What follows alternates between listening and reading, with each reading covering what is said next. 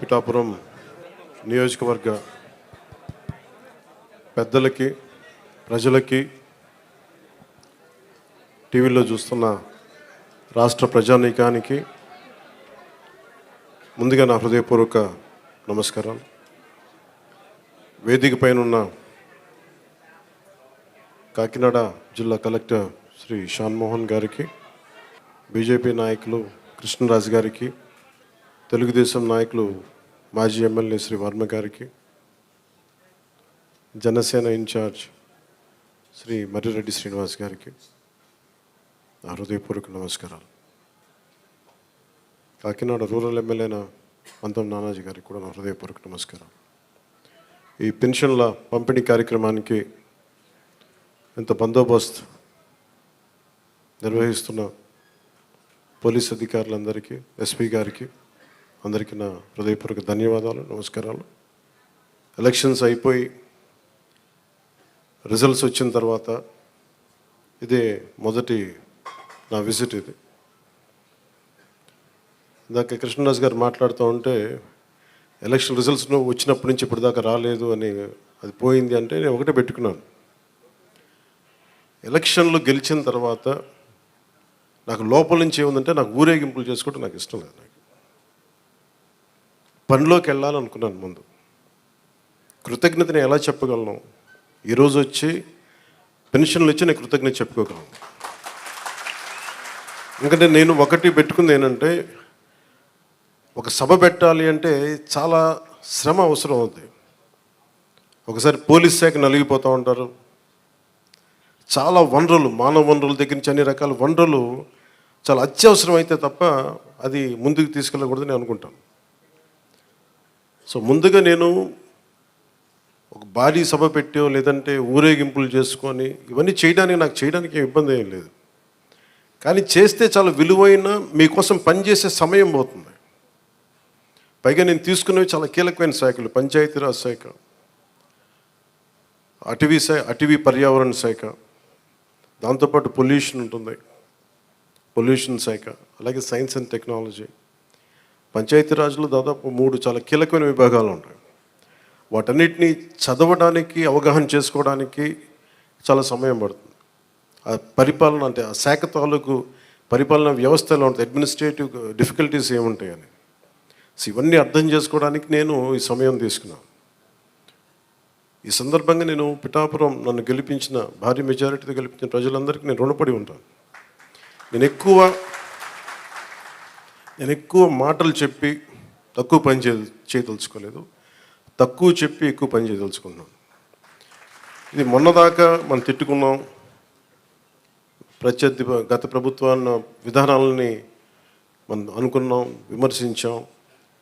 ఇప్పుడు ఛాలెంజ్ ఏంటంటే, మనం ఏ ప్రామిసెస్ అయితే చేశామో, ముఖ్యంగా ఇందాక మన దివ్యాంగుల మనకి ఆ సోదరి మాట వింటూ ఉంటే, నేను ప్రతిసారి జనవాణి కార్యక్రమానికి వెళ్తున్నప్పుడు ఎన్నోసార్లు వాళ్ళు కూర్చొని అవగాహన చేసుకున్నాం. ఈ 3,000 ఇవ్వలేని పరిస్థితులు, ఒకళ్ళు ఇచ్చిన చాలని పరిస్థితులు. ప్రతిసారి చాలా సందర్భాల్లో నేను చంద్రబాబు గారు దీన్ని చెప్పాను. ఈ అత్యంత వెనకబడ్డ, నిర్లక్ష్యానికి గురి కాబట్టి ఎవరు ఉన్నారంటే దివ్యాంగులే. మన భారతదేశపు సమాజం ముందుగా మనం పెట్టుకోవాల్సింది. ఆ క్రమంలో ముందుగా ఈరోజు మేము మాట్లాడుకున్నప్పుడు చాలాసార్లు చెప్పాను ఇట్లాంటివి ఉండాలి. అలాగే స్కిల్ డెవలప్మెంట్, ఇలాంటి మీరు చూస్తే మొదటి పెంచిన ఈ పెన్షన్లో పెంచిన విధానం. గత ప్రభుత్వం మాట్లాడుతున్నప్పుడు ఇంత కృష్ణరాజు గారు మాట్లాడుతా, మేము వస్తే ఈ పెన్షన్ విధానాన్ని రద్దు చేస్తారు. మేము దానికి కొన్ని ఇంతలు పెంచి ఇచ్చాను తప్ప తగ్గించలేదు. ఇది చాలా ఛాలెంజింగ్, అది కూడా చెప్తున్నాను మీకు. మనకి ఏదైతే ఇవ్వాలో వెల్ఫేర్ స్కీమ్స్ ఇవ్వాలి, ఖచ్చితంగా వెల్ఫేర్ స్కీమ్స్ చాలా ఎసెన్షియల్. కానీ దాంతోపాటు అభివృద్ధి కూడా కావాలి. ఈరోజు నేను పంచాయతీరాజ్ శాఖ లెక్కలు చూస్తూ ఉంటే అసలు అడ్డగోలుగా నిధులని అటు ఎటులిపినే తెలియట్లేదు. మీరే చూశారు, ఒక చిన్నపాటి కాలువకి ఒక మండలానికి కావాల్సిన డబ్బులు ఒక 15 కోట్లు 10 కోట్లు, ఏది ఒక చిన్నపాటి మినీ రిజర్వాయర్ అవసరం ఏదైనా ఉంది, లేదంటే మనకి చిన్న కాలువల మరమ్మతులు కానీ వాళ్ళ ప్రయారిటీ, వాళ్ళు మంచిగా చెడ ఇవన్నీ పక్కన పెడితే వాళ్ళ ప్రయారిటీ 600 కోట్లు పెట్టి ఋషికొండలో ప్యాలెస్ కట్టుకున్నారు. అదే 600 కోట్లు ఈ పాటికి మనకి మనకి ఇక్కడ కనుక పెట్టుంటే ఒక జిల్లా అభివృద్ధి అయిపోయింది. సో మేము తీసుకున్న ప్రయారిటీ అది. హంగులకి ఆర్భాటాలకి కాకుండా, నేను ఈరోజున పంచాయతీరాజ్ వ్యవస్థ నేను నడిపే వ్యక్తిగా చెప్తున్నాను మీకు, ఇందులో నా సైడ్ నుంచి కరప్షన్ ఉండదు, నేను మీకు మాటిస్తున్నాను. అది పర్యావరణ శాఖ సంబంధించి దాన్ని బలోపేతం చేస్తాం. అకౌంటబిలిటీ, ఎన్విరాన్మెంటల్ ఆడిట్ పట్టుకొస్తున్నాం. ఏ కాలుష్యం ఎందుకు ఉంది, దానికి పారిశ్రామికవేత్తలు ఏం చేస్తారు, ఇబ్బంది పెట్టి భయపెట్టేది కాదు, కానీ వారి బాధ్యత కూడా గుర్తించేలా దానికి ఒక బలమైన ప్రయత్నం చేస్తాం. అలాగే పంచాయతీరాజ్ శాఖలో చూస్తే జల్ జీవన్ మిషన్ ప్రతి ఇంటికి రక్షిత మంచినీరు. మన పిఠాపురం సమస్య కాకుండా మనం కూర్చోబెట్టి ఈ మధ్యన ఈ కొల్లేరు కైకలూరు నియోజకవర్గం గురించి చూస్తే 80% అన్ని చేపల చెరువులు ఉన్నాయి, తాగడానికి నీళ్లు లేవు. గోదావరి పారుతూ ఉంది, మన గోదావరి జిల్లాలో గోదావరి నది పారుతూ ఉంది, కానీ తాగడానికి ఇబ్బంది పడిపోతూ ఉన్నాం. మన పిఠాపురం చూస్తే వెళ్తే ఎక్కడ చూసినా ఉప్పాడ, మనకి కొత్తపల్లి ఉప్పాడ ప్రాంతం, మిగతా ప్రాంతాలకు వెళ్తే తాగడానికి మనకు నీళ్ళు లేవు. కేంద్రం నుంచి ఎన్ని నిధులు ఉన్నాయంటే జల జీవన్ మిషన్కి అసలు నిధులకి కొరత లేదు, మనం అడగాలి తప్ప. ఎందుకు చేయలేకపోయారు అంటే దానికి అర్థం కాలేదు నాకు. పంచాయతీరాజ్ అధికారులు చెప్పింది, కేంద్ర జల జీవన్ మిషన్కి ప్రతి ఇంటికి రక్షిత మంచినీటికి మీరు డబ్బులు అడగాలే కానీ ఇస్తారు. ఒకసారి కొన్ని పథకాలు కేంద్రం ఇచ్చేది 70% ఉంటుంది, 90% ఉంటుంది. దీనికైతే చాలా మ్యాక్సిమం ఉంది. దీనికి నాకు ఎగ్జాక్ట్ ఫిగర్ గుర్తులేదు, 90, 70 అని. అంటే మ్యాచింగ్ గ్రాంట్ ఇవ్వలేని పరిస్థితిలో ఉంది. మ్యాచింగ్ గ్రాంట్ కొన్ని చోట్ల 40 కోట్లు ఉంది, 50 కోట్లు ఉంది. 40, 50 కోట్లు 200, 300 కోట్లు చేస్తే మనకి కేంద్రం నుంచి 1000 కోట్లు వచ్చేస్తాయి. అంత మ్యాచింగ్ గ్రాంట్ కూడా ఇవ్వలేని పరిస్థితిలో, మ్యాచింగ్ గ్రాంట్ ఇవ్వలేకపోయారు, కానీ ఋషికొండలో ఇల్లు కట్టుకున్నారు. వీళ్ళు బూడిదలో పోసిన పన్నీరు, అది బాధేస్తుంది. అంత విలాసవంతమైన భవనం, ఓకే, వాళ్ళు అనుకున్నట్టుగా నేను వాళ్ళ ఆ వాదనకి నేను సరే అంటున్నాను, ఓకే, మీరు అన్నట్టుగానే అది కూర్చోబెట్టి ఎవరైనా విఐపీస్ వస్తే ఉండటానికి అంత అవసరం ప్రస్తుతం. నాకే క్యాంప్ ఆఫీస్ ఇస్తే నన్ను అడుగుతూ ఉన్నారు, ఏం చేయమంటారు మరమ్మతులు అంటే, ఏం చేయకుండా అలా ఉంచండి అన్నాను. కొత్త ఫర్నిచర్ ఇంక కొనకండి, నేను తెచ్చుకుంటాను అవసరమైతే. అలాగే మన సెక్రటేరియట్ నుంచి స్టాఫ్ వచ్చారు, మీకు ఈ మధ్యన అసెంబ్లీకి వచ్చారు కదా, మీకు జీతం ఈ 3-4 రోజులు కలిపి మీకు 35,000 వస్తుంది మీకు అని. నేను సంతకాలు పెట్టి మనస్కరించాలి. నేనేమనుకున్నాను, జీతం తీసుకొని పని చేద్దాం అనుకుంటే, యాక్చువల్గా లోపలికి వెళ్ళి పంచాయతీ నిధులను చూస్తూ ఉంటే డబ్బులు లేవు పంచాయతీ శాఖలో. ఎన్ని వేల కోట్లు అప్పులు ఉన్నాయో తెలియట్లా. ఒక్కొక్క హెడ్ తవ్వే కొద్దీ, అంటే ఒక్కొక్క దానికి ఏ హెడ్ కింద ఎంత ఖర్చు అవసరం ఉంది తవ్వే కొద్దీ అసలు అనంతంగా లోపలికి వెళ్తానే ఉంది. మాకు ఒకటే అనిపించింది, ఇవన్నీ కరెక్ట్ చేయాలి. ఇవన్నీ ఇంత అప్పుల్లో మనకి పంచాయతీరాజ్ శాఖ ఉన్నప్పుడు నాలాంటూ డబ్బులు తీసుకోవడం చాలా తప్పు అనిపించింది. అందుకని వాళ్ళకి చెప్పి నేను జీతాన్ని వదిలేస్తున్నాను, నా జీతాలు ఏం వద్దు, కానీ నా దేశం కోసం, మా నేల కోసం పనిచేస్తాను. ఎందుకంటే ఇది పరిస్థితుల్లో మేము ఇచ్చే పరిస్థితుల్లో ఉండాలి మనందరం. అలాగే ప్రతి గవర్నమెంట్ ఉద్యోగులకు సంబంధించి కానీ, పోలీస్ శాఖకు సంబంధించి కానీ, వాళ్ళు టీఏలు, డిఏలు, రిక్రూట్మెంట్, ఇవన్నీ చాలా కష్టసాధ్యమైన సమస్యలు. ఇవన్నీ చెయ్యాలి, యాక్చువల్ బాధ్యత ప్రభుత్వాలకి. నేను ఈ రోజున ప్రభుత్వంలో భాగస్వామిగా చెప్తున్నాను, నేను అద్భుతాలు చేస్తాం అని చెప్పట్లేదు, కానీ మీకు జవాబుదారీతనం ప్రభుత్వం ఉన్నది ఉన్నట్టుగా చెప్తాం. ఈ రోజున చేయగలిగేది చేసి చూపించాం. ఈ రోజున రాగానే మొదటి సంతకం గౌరవ ముఖ్యమంత్రి శ్రీ చంద్రబాబు గారు పెట్టింది ఇదే. మేము అనుకున్న స్కిల్ సెన్సెస్ నేను ముందు ఇనిషియేట్ చేశాను. ఇక్కడ వారాహి సభలో చెప్పాను, స్కిల్ డెవలప్మెంట్ జరగాలి. ఒక యువతలో ఎంత ప్రతిభ ఉందో తెలియదు మనకి, వారి ప్రతిభను వెలికి తీయాలి, వారి సమర్థతను వెలికి తీయాలి. వాటిని పెట్టుకుని అది 5 సంతకాలు అది ఒకటైంది. అలాగే ఈ రోజున మేము మాట చెప్పినప్పుడు మన పిఠాపురం నియోజకవర్గానికి సంబంధించే మొత్తం పెన్షన్స్ అందుకునే లబ్ధిదారులు 40,765 మంది. దీనికి సంబంధించిన డబ్బు రూపంలో మొత్తం 27,34,00,000. వృద్ధాప్య పెన్షన్లు అందుకునే వాళ్ళు దాదాపు 20,396, వితంతు పెన్షన్లు అందుకునే వాళ్ళు 9,970, దివ్యాంగులు పెన్షన్ తీసుకుని 4,819, మత్స్యకారులు 1,498, చేనేత కార్మికులకు సంబంధించిన 997, కల్లుగీత కార్మికులు 619, డప్పు కళాకారులు 230. ఇలా కాకుండా అలాగే ట్రాన్స్జెండర్స్ కానీ ఇందాక మీరు మాట్లాడుతూ ఉన్నారమ్మా, దీని గురించి మీరు ప్రత్యేకంగా మీకు మాట్లాడతాం మీ గురించి. ఇందాక కలెక్టర్ గారు కూడా అదే చెప్తున్నారు. ప్రతి ఆల్టర్నేట్ వీక్ నేను వచ్చి పిఠాపురంకి వచ్చి కూర్చుంటాను. అవి ఏవైతే ఉన్నాయో అవి ఇవ్వండి ఖచ్చితంగా. దీంట్లో కూడా చాలా ఛాలెంజెస్ ఉన్నాయి. గత ప్రభుత్వం కూడా అర్హత లేని వాళ్ళని పెట్టారని, అర్హత ఉన్న రకరకాల కామెంట్స్ ఉన్నాయి. వీటన్నిటికీ కలెక్టర్ గారు వీళ్ళందరూ సలహాలు ఇచ్చేది ఏంటంటే, రాష్ట్ర క్యాబినెట్కి చెప్పమంటుంది ఏంటంటే, ఒక రీసర్వే కూడా జరిగితే చాలా మంచిది దీని మీద అని. ఖచ్చితంగా కలెక్టర్ షాన్ మోహన్ గారు చెప్పిన ఈ సలహాని రాష్ట్ర క్యాబినెట్ ముందు ఖచ్చితంగా గౌరవ ముఖ్యమంత్రి చంద్రబాబు గారి దగ్గర దృష్టిలో కూడా పెడతాం. రాష్ట్ర క్యాబినెట్లో మేము చర్చిస్తాం.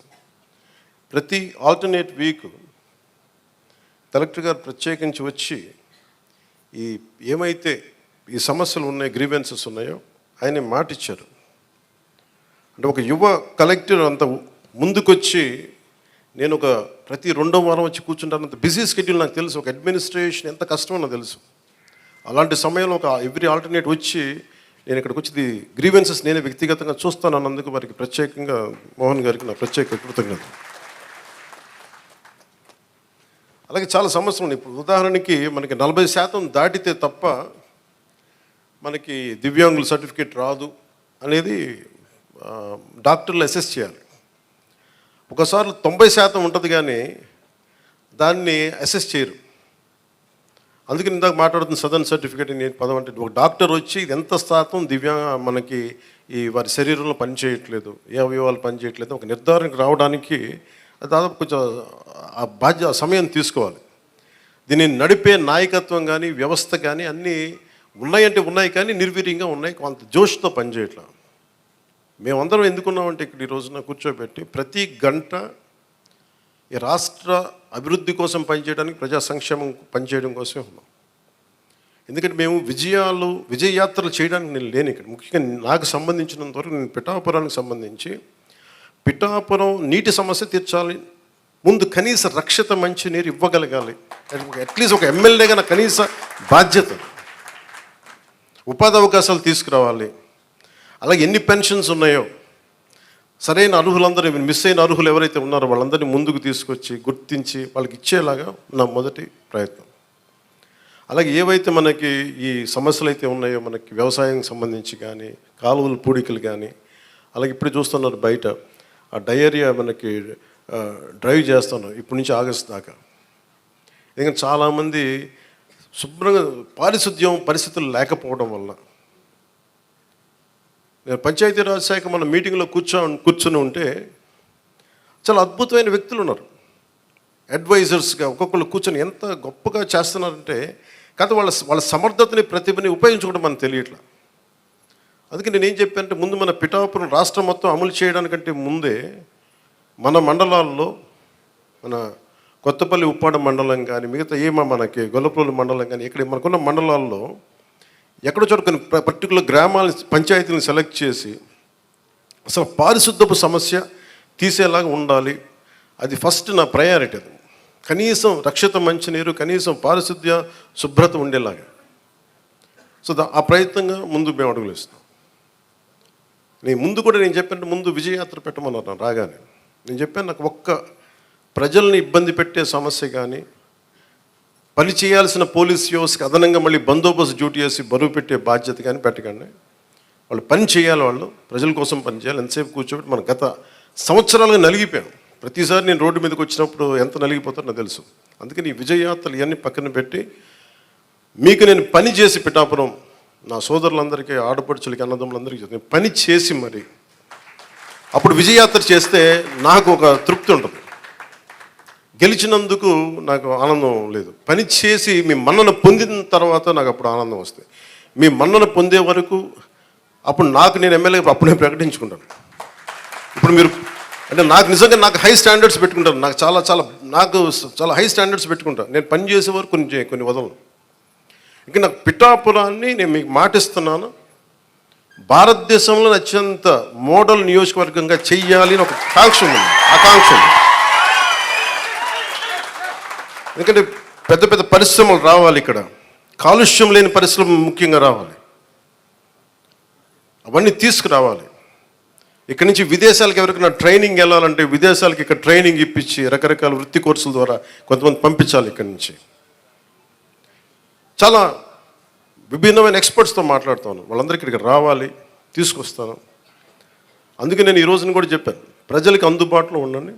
నా ఆఫీసు కూడా చెప్పాను, ముందు నా సేఫ్టీ కోసం పోలీస్ మన సెక్యూరిటీ నామ్స్ ప్రకారం కంచెకించి అవన్నీ తీసేసి ఉంచనివ్వండి, కానీ బట్ ప్రజల దగ్గరికి వచ్చేటప్పుడు మటుకు జస్ట్ ఎలాంటి అడ్డులు లేకుండా చూడండి.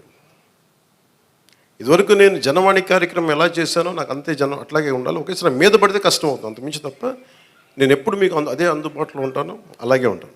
అయితే నేను రాష్ట్రం మొత్తం చూడాలి కాబట్టి నేను మిమ్మల్ని కోరుకునేది ఏంటంటే, నా స్టాఫ్ ఉన్నారు, స్థానికంగా మన తెలుగుదేశం ఇన్ఛార్జ్ వర్మ గారు ఉన్నారు, కృష్ణరాజు గారు ఉన్నారు. ఇది ఒక్క పార్టీ ప్రభుత్వం కాదు, గుర్తుపెట్టుకుంది కూటమి ప్రభుత్వం, ఎన్డీఏ కూటమి ప్రభుత్వం. తెలుగుదేశం లీడ్ పార్ట్నర్గా జనసేన, భారతీయ జనతా పార్టీ కలిసి ఉన్న ఎన్డీఏ కూటమి ప్రభుత్వం. చంద్రబాబు గారి అపారమైన అనుభవం ఈ రాష్ట్రానికి చాలా అవసరం, నేను చాలా ప్రత్యేకించి చెప్పాను.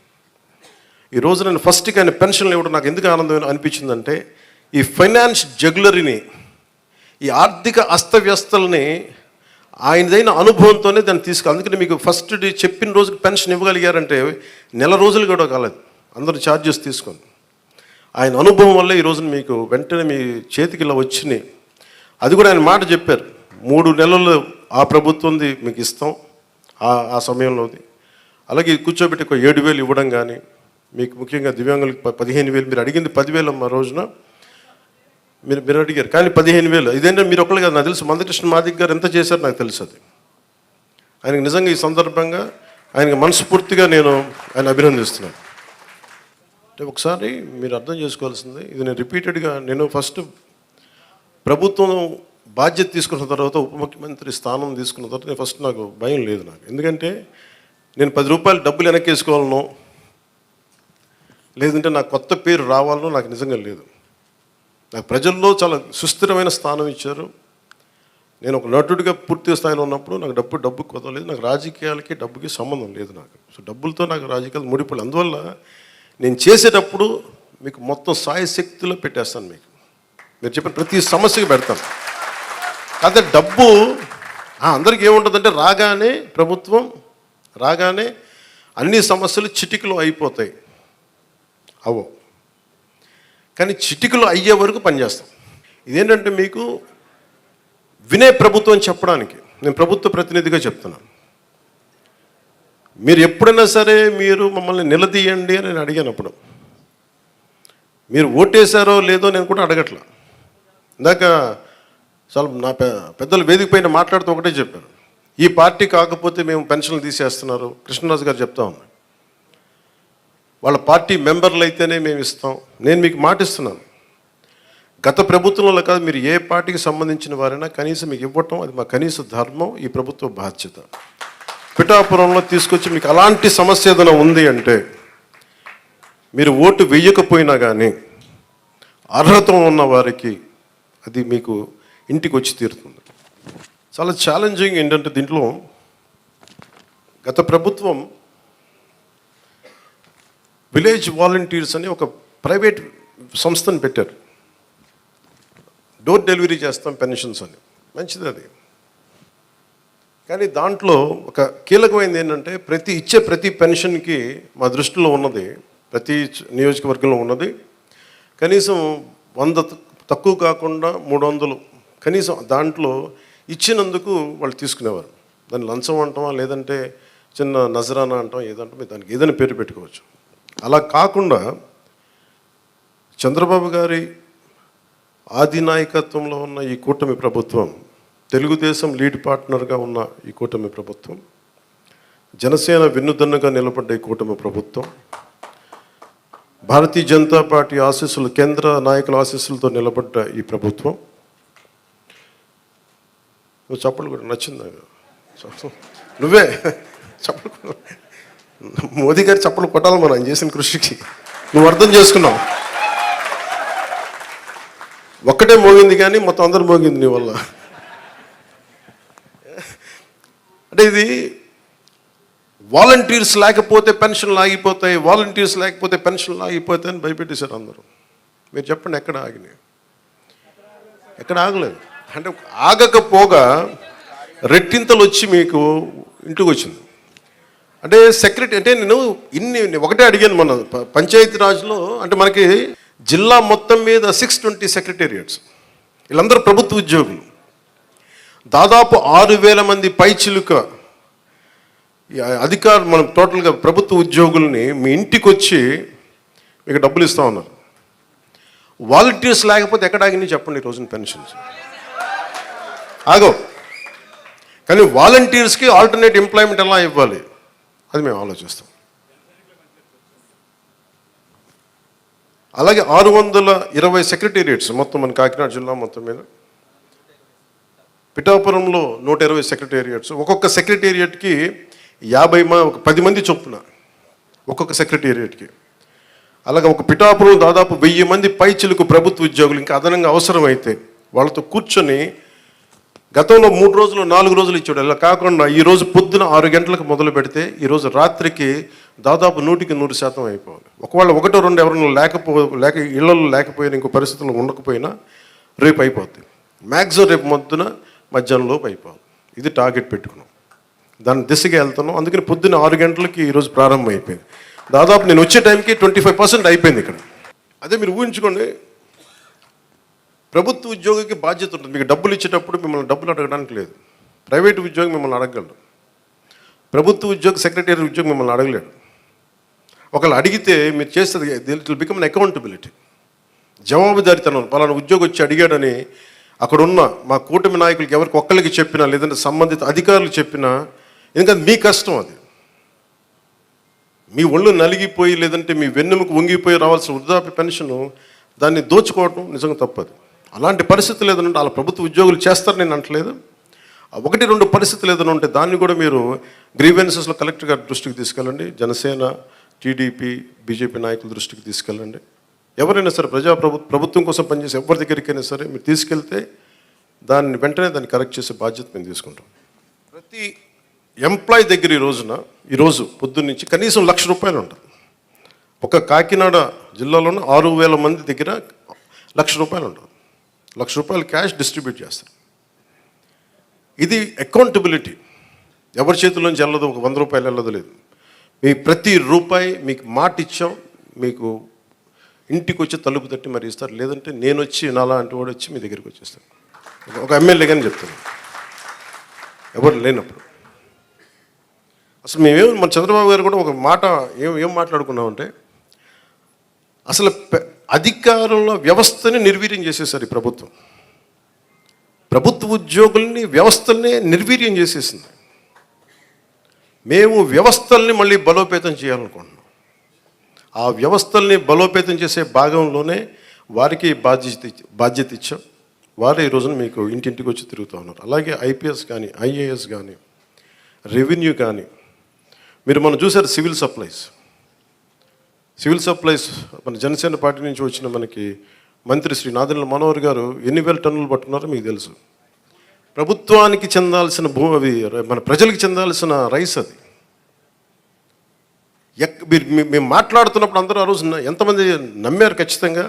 కానీ ఈరోజు మేము వాస్తవంగా చూపిస్తున్నాం. మీరు మా మీద పెట్టుకున్న నమ్మకాన్ని మేము చూపిస్తున్నాం. గోడౌన్లో ఎంత రైస్ ఉందో చూడండి. అక్కడ ఎవరి డబ్బు అది? ఇప్పుడు మీరు అడుగుతూ ఉన్నారు మీరు గోవిందరావు గారు, మన డబ్బు అది. మీకు అర్థమవుతుందా? మీరు వ్యక్తులు నాకు అనవసరం. నాకు అది అంటే మీకు డబ్బు సంపద పెరిగితే మనం డబ్బులు ఇవ్వగలం. సంపద లేకుండా కూర్చోబెట్టి ఇండివిజువల్స్ రిచ్ అయిపోతున్నారు. ఇక్కడ వ్యవస్థల్ని చంపేస్తున్నారు, వ్యక్తులు పెరుగుతూ ఉన్నారు. వ్యవస్థలు పెరిగి డబ్బు ఉంటే తప్ప మీరన్నగా 40 కాదు 1,00,000 మందినో డబ్బు ఇవ్వగలం. మేము దానికోసం పనిచేస్తున్నాం. కొంత మీరు పెద్ద మనసుతోటి మాకు మీ ఆశీర్వాదం కావాలి. పని చేయడానికి సిద్ధంగా ఉంది, మనస్ఫూర్తిగా చెప్తున్నాను, దాటేయడానికి చెప్పట్లేదు. కానీ ఇంత అడ్డగోలుగా అవినీతి ఉందండి, ఇంత అడ్డగోలు అవినీతి ఉంది. ఒక్కొక్క చోట వెరైటీస్ మైన్స్ లేవు, ఆల్మోస్ట్ నీళ్ళు ఖాళీ చేశారు.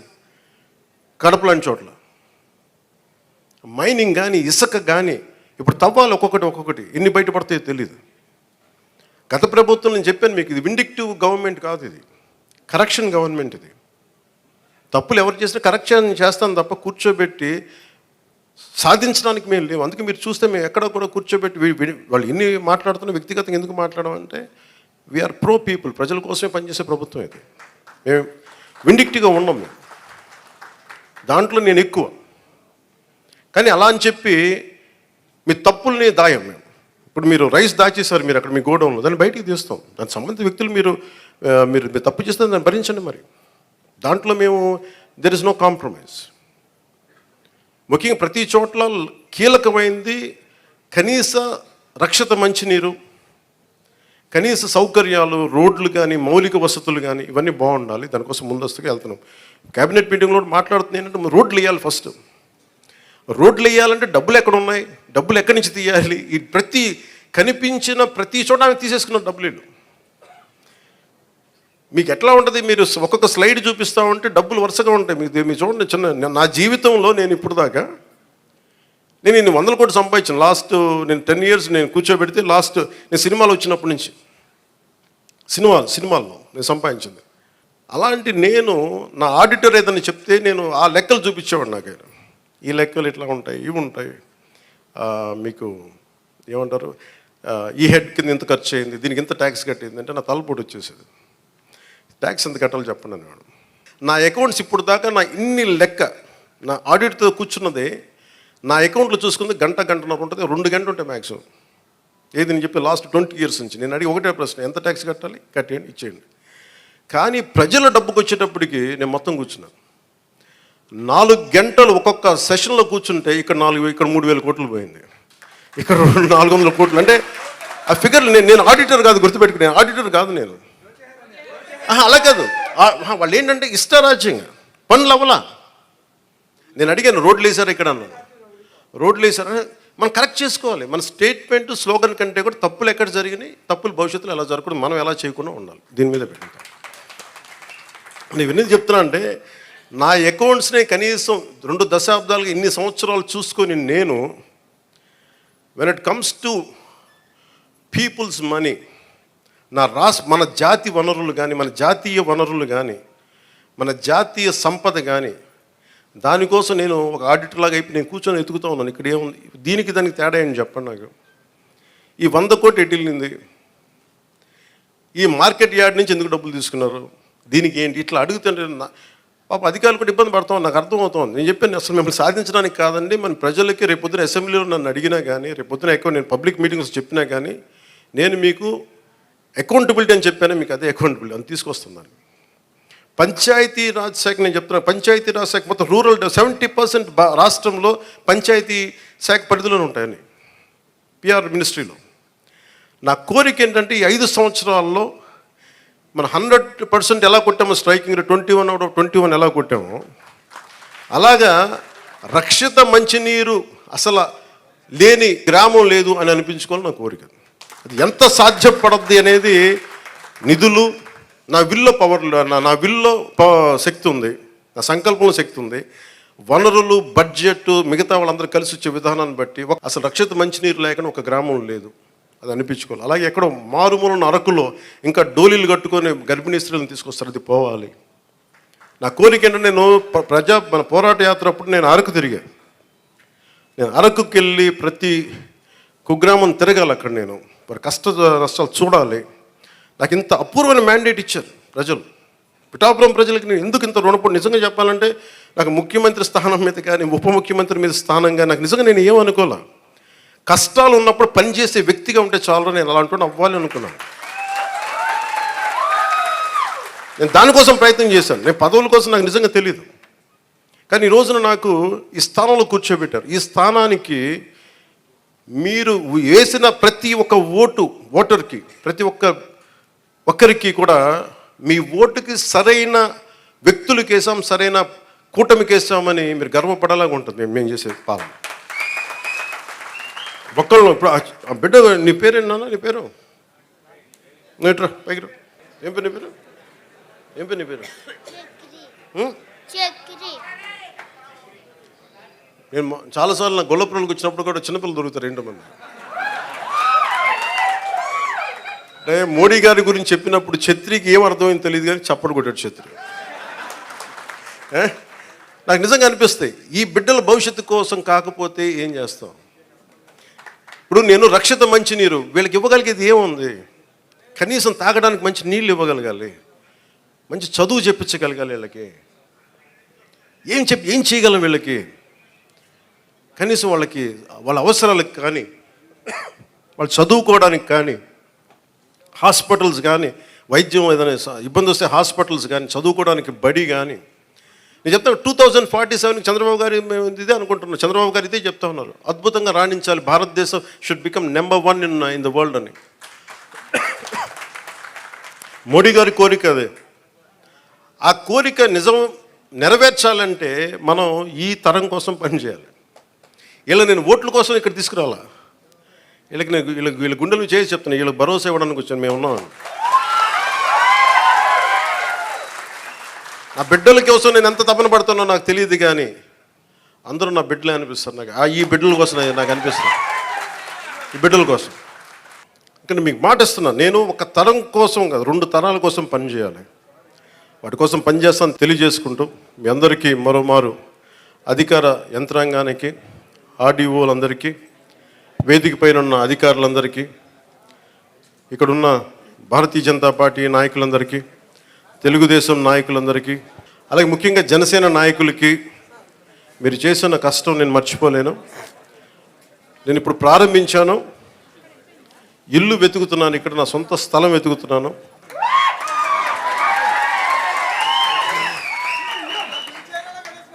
సొంత ఇల్లు కట్టడానికి నిర్ణయించుకున్నాను, ఇక్కడ కట్టబోతున్నాను.